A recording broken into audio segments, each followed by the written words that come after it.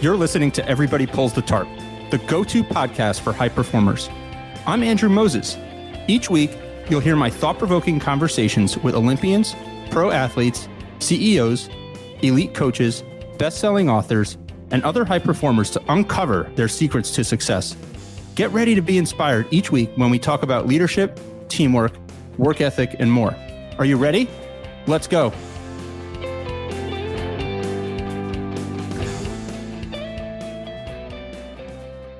This week, my guest is Olympic gold medalist Brianna Decker. Brianna is a Team USA women's hockey legend, and quite simply, one of the best to ever lace up hockey skates. She is a 3-time Olympian, 2-time MVP in the Women's National Hockey League, and the winner of the 2012 Patty Kazmaier Award, which is given to the top college women's hockey player in the United States. Brianna also played in 8 consecutive World Championships and was the tournament's MVP in 2017. In 2022, and in what turned out to be her final career game, she suffered a gruesome injury in the first few minutes of the first game at the 2022 Olympic Games in Beijing. Brianna broke her leg and tore numerous ankle ligaments. And as you'll hear in our conversation, instead of flying home after her injury, she stayed with the team in Beijing and found all kinds of new ways to help the team from off the ice. Brianna recently announced her retirement and one day wants to return to the Olympics as a coach. Today, she's the associate head coach and special advisor for Shattuck St. Mary's Hockey in Minnesota. And in addition to player development and X's and O's, she's even enjoying getting back to the basics, like helping the team with laundry and managing equipment. Brianna and I recently caught up to explore her career and the success secrets that made her an all-time hockey great. Our conversation is filled with lessons to help you maximize your success in anything, and I can't wait for you to hear it. So, let's pull the tarp and get straight to Brianna Decker. Where I want to begin, so in what turned out to be your final career game in the 2022 Olympics, you suffered a really devastating injury in the first few minutes of the first game. What happened after that? Like, so what did everybody watching around the world not see? Did you stick with the team? Did you head home? How did you process all that? Yeah, so it was devastating. I think fans who tune into the Olympics every 4 years, they don't realize maybe or recognize the work that's put in prior to getting to the Olympics. And so from a personal standpoint, the immediate, shock, it was like, okay, I knew right away I broke my leg. So I was like, I'm out. And so I had to make a decision whether to stay or not. I didn't even know if I was going to get the option to stay or if I was going to get sent home. And once I communicated with surgeons back home, they're like, it's not going to make a difference if you fly home today or in 3 weeks to have surgery. Nothing's going to change much. Like, bone's not going to heal that fast. So I decided to stay. And honestly, it was a savior for me to stay, in a sense of I wanted to be there. It would have been harder for me, I think, to fly home and watch from home. It was great to be with my teammates, that I trained with for the last 6 months or more. I mean, a lot of them I have been with for a lot longer than that. And so I think behind the scenes that people didn't recognize, I think, was while I was trying to obviously be comfortable, I would say, with a broken leg for 3 weeks, I just was surrounded by amazing teammates. And I was really happy that I was able to be there for them as well and give them feedback because I was kind of watching from up above. It's always a different standpoint. And now I recognize that when I'm coaching, coaching, you see the game differently than you do as a player. And then when you're up top watching, you see everything different as well. So it was just kind of a good insight for me to give to the players from what I had saw up top. Really cool, Brianna, how it kind of went both ways. Like, as you tell that story, your teammates and coaches and the staff gave something to you by being around you and helping you through a difficult time. And then you were able to step into kind of a new role, kind of an on-the-fly role where you were helpful to them. I'm curious, as you're watching kind of the game from above, in the box, and you're relaying feedback, were there some things that just caught your attention early on? Like, what are some examples of some things that you might see that you might be able to relay to teammates or relay to coaches when you're watching from a different vantage point? Yeah, I mean, I think when you're watching it from up top, it kind of the game slows down a little bit more for you. And so you're able to see expose the other team in certain ways and see different openings, especially from a power play penalty kill standpoint, kind of seeing what the other team's doing. But I think overall, it was just, it's like when you're in it and you're, say you're dominating a team and you're just not putting the puck away, I think it was easy for me to at least be like, hey guys, like I think this might work in this situation, or they're overcommitting here or there. And, it's like as a player, those things, but it's like when you get reassurance from someone who's watching up top and is literally fresh out of player shoes in that moment, it does help.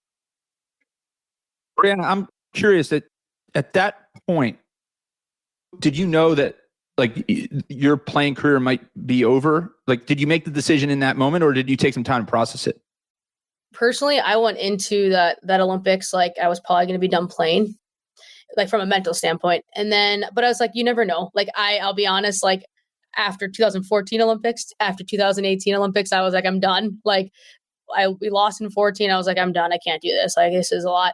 And then I was like, no, I want to get that gold. And then we won. And then I was like, maybe I'll be done. But I craved it. I still love the game. And I still loved the game then. So I was like, going into 2022, I was like, I want to go out, kind of just go out with a like bang type thing and do the best, I can for our team and help our team win gold. And after I got hurt, I just, I didn't really think about that in that moment. It took me honestly this full year to figure out if I wanted to come back and play or not, from a mental standpoint, but then physically my leg feels great from a normal standpoint, but I don't feel 100% on the ice. And I'm the type of player that is an all-in type gal. And no, I want to be at my 100% if I'm going to be back. So I'm curious, Brianna, when you think about that moment, I remember just watching it, right? And my daughters were watching with me. I think it was early in the morning, if I remember correctly, US time. And you're just watching. There's so much anticipation. There's so much excitement and enthusiasm about the Olympics and about what your team was going to accomplish in that Olympics, or had hoped to accomplish in that Olympics. And then you go down with an injury like so early in that game. How did you mentally kind of just pick yourself up and deal with that frustration? Was there anger? What was going through your mind? Your body's in shock, to be honest. And so like from that standpoint, my body was in complete shock, but like you're not there for yourself. Like that's the beauty of a team sport. And like, I was like, I put myself in, O'Brien, she's a skier, and she broke her leg and had a compound fracture there and had to go through surgeries over there even. And I go, imagine being her. Like her Olympics are literally over. Like she can't even compete for a medal. And I'm like, that's the beauty of a team sport. I was like, yeah, I'm hurt, but there's 23 other players that are going to be there to try to take this bull by the horns and try to figure out how we can win a gold medal. And, I think that's why I was like, that's the fortunate part of being on a team sport, is that you're not alone. And it's never about you. It's about the team and focusing on the team's success. And so, yeah, I like personally was really bummed about everything, but I was like, thank God I'm part of a team that can continue on and try to win. An interesting lesson for all of us to kind of take away, I think, Brianna, is that when bad stuff happens, or when things happen, adversity strikes, you kind of like have to zoom out and look at the bigger picture, because there's a lot of good in that. And like for you, you described it there. There were 23 other teammates that were going to kind of carry the load and take the team through the Olympics. And then there was a role for you to play. There were a role for your teammates to play in helping you get through it. I think that's a really cool concept. It doesn't just apply to hockey or sport. It applies to anything. When something bad happens, just kind of zoom out, and it gives you perspective. It might not be as bad as it appears in the moment. Yeah, exactly. I remember one of my teammates, she hurt her shoulder in like one of the, game 3. And she was all bummed out and crying. I go, hey, listen, like, exactly. I basically made her zoom out. I'm like, at least you get to suit up. At least you get to put your skates on. Like, you'll get a bum shoulder for the rest of the tournament. At least you can participate. And I wasn't trying to like guilt trip her, but I was just like, it's the reality. I'm like, just make sure, you recognize where you're at and just take advantage of it. I'm so fascinated by stories of the little things that make a big difference, and how for a great team to win a championship or succeed at any level, everybody has to pitch in. And there are people that most of us just don't even see on a daily basis. There's training staff, and there's nutritionists, and there's video editors, and different coaches, and mental skills people, and all kinds of folks that go into winning a championship or succeeding at anything. Like this week, I saw a story. The New York Mets, two of the hitters in the same inning, they hit a ball and it went down the third base line and it like barely stayed fair on both instances. These are plays that, they say might happen one time a season for a team, but it happened twice in the same inning. And after the game, the Mets manager, Buck Showalter, was really quick to celebrate the contributions of the grounds crew. He said, we got the best grounds crew in the business. And I love it.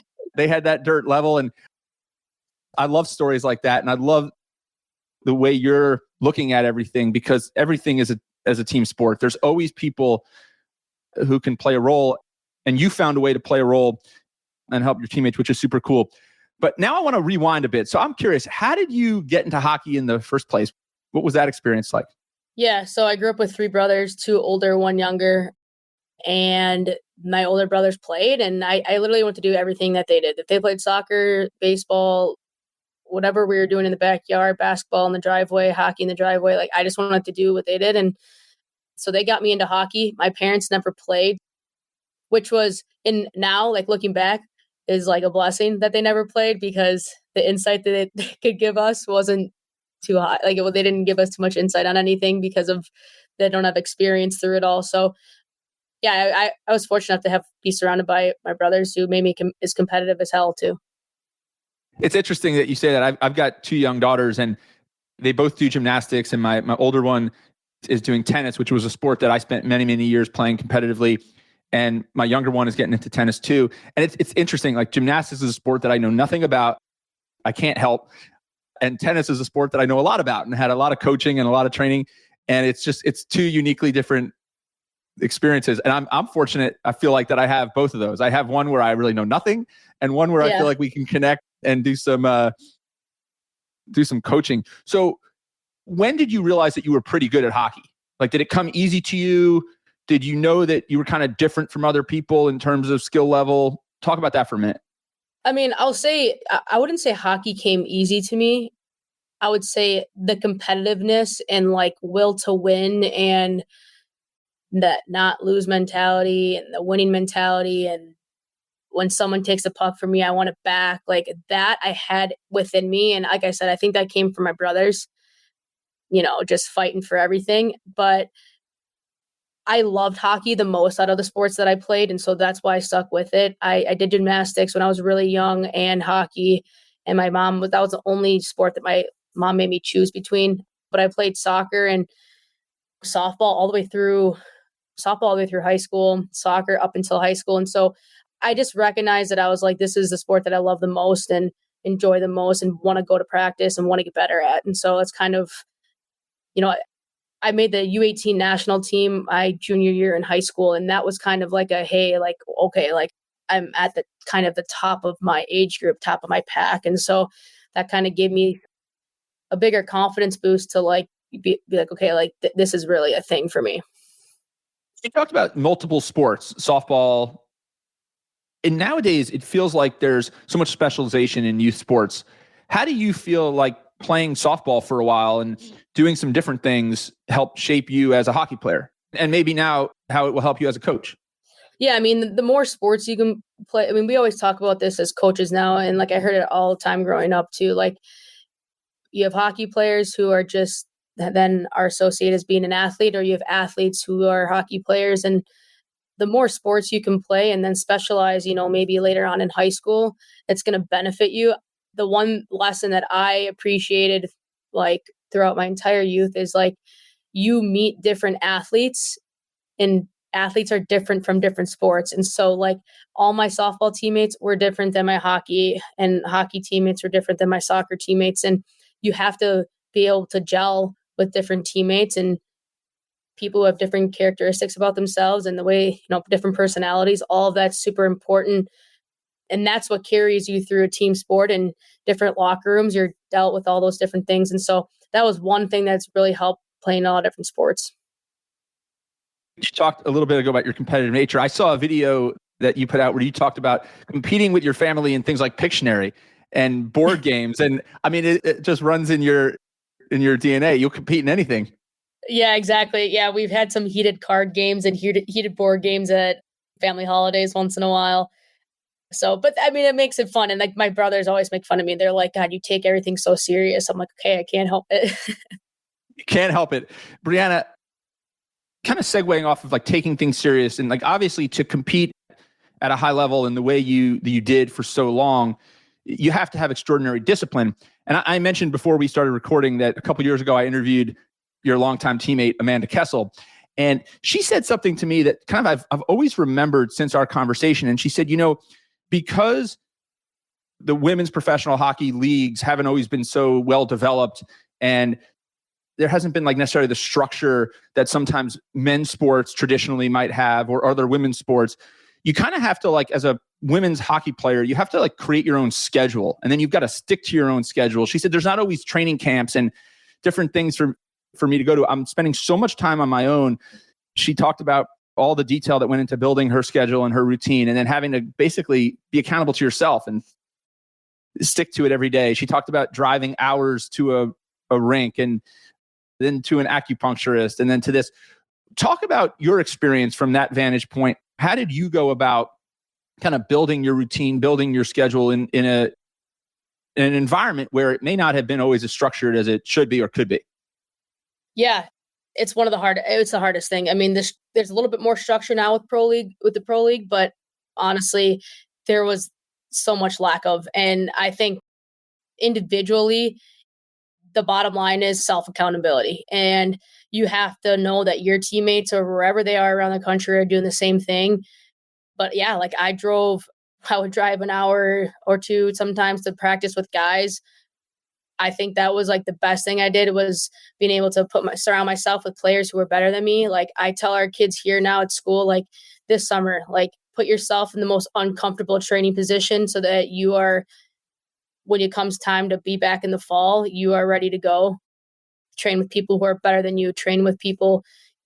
If you are the best in your training group, make sure no one catches you and make sure no one's better than you every single day. And that was kind of like, I just tried to train with people who were constantly better than me because that's just that challenge is what's going to make you better every single day. Is there a point, Brianna, where it becomes too much of a challenge? Like, is there like a sweet spot, like where you want to be challenged just enough, but you don't want to be just completely demoralized every single day? Like, how do you reconcile that? Yeah, there's definitely a balance within that. But I think when I was younger, I needed a little bit more of like, okay, I need success. Like I need a little bit more success as I'm getting challenged. When I got older, I was just like, the more I'm challenged, I just knew that I was getting better. And I'm like, if I can't out muscle, like if I'm a national team player, at this point, I was like 27 years old, 28 years old, and I was playing and training with D1 hockey guys. They should outmuscle me. They should probably shoot better than me. They should probably skate faster than me and all these things. But I'm like, at that one given session, if I can outmuscle one of the guys or pickpocket one of the guys, like, I'm like, okay, I'm making gains here.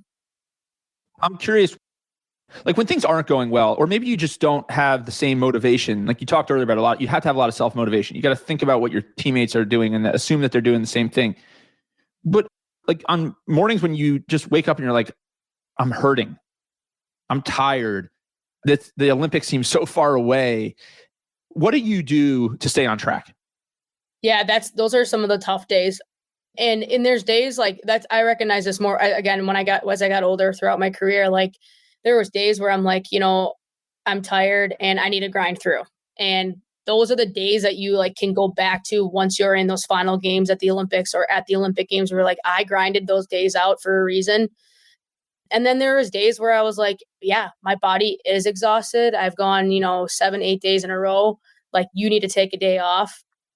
And so it's a little bit more recognition, but on those days where you're not motivated, I would call some of my teammates up and be like, I'm just not feeling it today. Like, and she out of like one of my best friends, Casey Bellamy, would be like, I know, same, either am I, but let's just get through our training sessions. And like, she was in Massachusetts and I was in Wisconsin. It's like, that was the best part.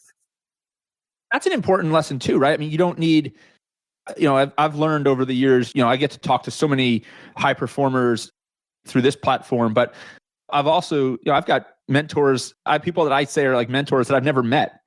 People don't need to be sitting right in front of you. And in your case, you've got teammates that you've got access to that regardless of where they are in the country, you can call. And it's cool that in like that instance, Casey didn't give you just some like rah-rah, kind of phony baloney speech. She was real. And she said, I'm feeling the same thing. And it helped you to kind of keep moving forward. So Brianna, now you're making the transition into coaching.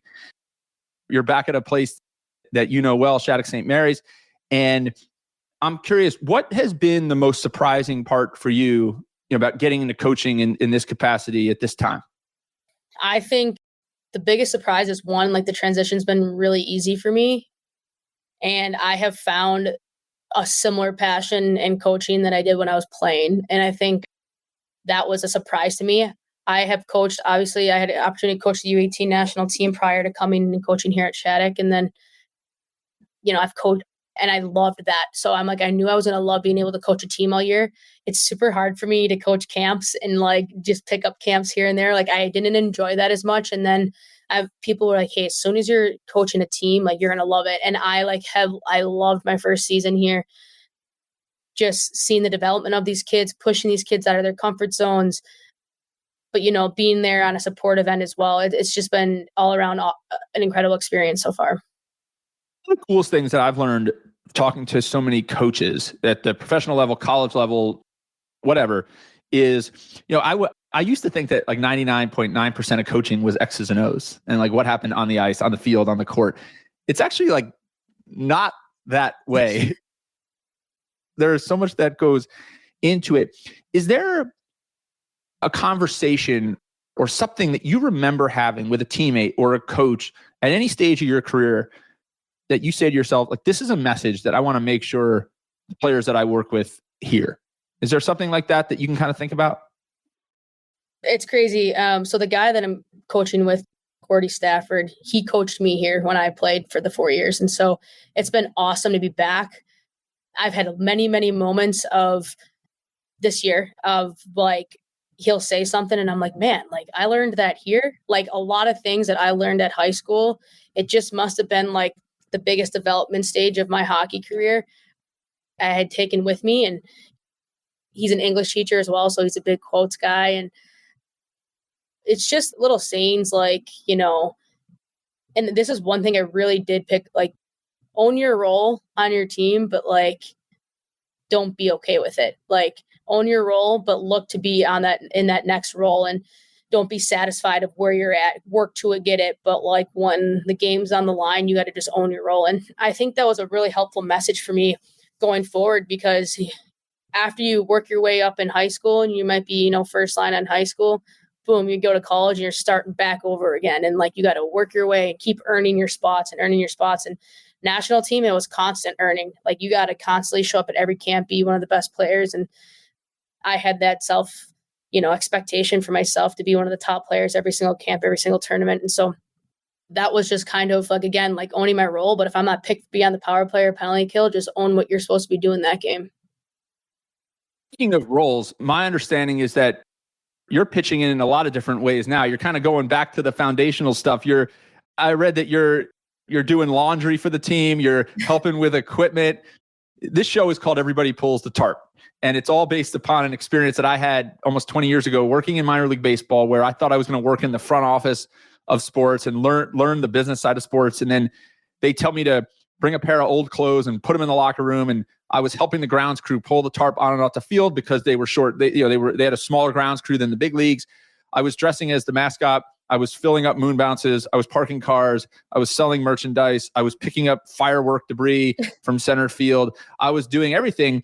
And it turned out to be one of the coolest career experiences I've ever had, because it gave me kind of visibility into all the little things that happen to kind of make any business or any organization tick. And what's been really neat is to see how those little moments have played an important role in so many other people's careers and lives as well. How is kind of getting back to some of those fundamentals and basics kind of helping you kind of maybe redefine yourself in this phase of your career journey?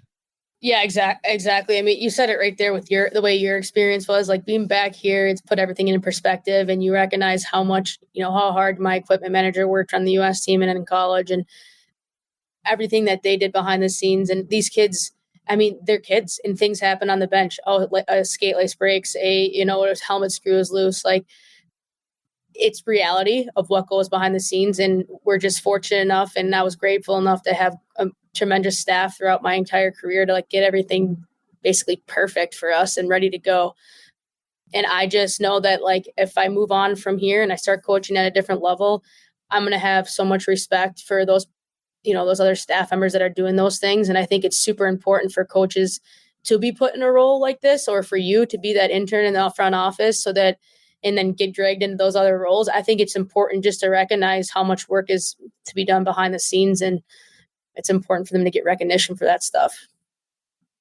As we start to kind of wrap up our conversation here, I'm having so much fun. I could ask you questions for hours, but has it crossed your mind, or do you think about the fact that like the players that you're coaching are players that have looked up to you from afar, have watched you from afar? And there are people, there are thousands, tens of thousands, if not more people, girls, boys all over the world who look up to you. How do you do you think about that? How do you process that? What does it mean to you? I think like in the beginning of the year, I thought about it a little bit more because some of these kids were really intimidated and barely said boo to me. So I'm like, they're definitely intimidated. And now I have a relationship with the girls where I can kid around with them and joke around with them, but I snap into serious mode pretty quick, especially on the ice. But I think personally, I would have loved to have been able to be coached by, an Olympic athlete of the sport that I'm trying to make and go to D1 at some point. And so it was really, I think that's why I love being back, is that these kids, I'm like a real live figure of what they want to do. They want to play D1 hockey. They want to play for their national team at one point and play at the Olympics. And so I just try to share my experience as much as possible. I think the surprise for them was like how like intense things have to be and how intense training you have to take. Like when I was here, I was dialed in. I loved hockey. It's like all I wanted to do. And some of these kids, there's some kids like that. And there's some kids who are distracted and like maybe don't take it as serious, but I don't really view myself as someone who they look up to. I just view myself as a coach and their player. So, well, being yourself has served you well, and it's going to continue to serve you well. I think the coolest thing is that you lead by example. Despite even with all of your success and all your accomplishments and accolades, you're still so incredibly humble, hardworking. You're willing to do whatever it takes. Pull the tarp, like I like to say.